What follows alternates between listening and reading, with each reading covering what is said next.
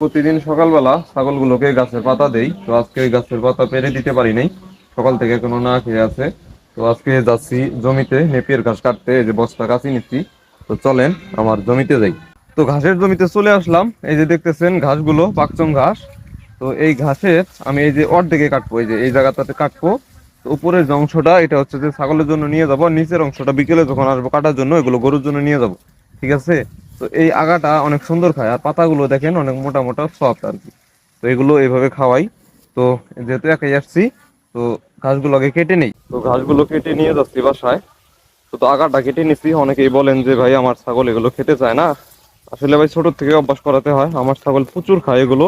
তো আমার সাথে থাকেন এবং দেখেন কিভাবে খায় ছাগলগুলো। খাবার রেডি করে ফেলছি, ছোট ছোট করে কেটে গামলায় নিয়ে নিছি। এখন ছাগলকে দেওয়া যাক, দেখেন ছাগল কিভাবে খায়। এই যে দেখেন এরা খাবে সব। সবগুলো ছাগলকে খাবার দিয়ে দিলাম, দেখেন কিভাবে খাচ্ছে। গামলাতে যে খাবারগুলো একটাও রাখবে না, সব খেয়ে নিবে।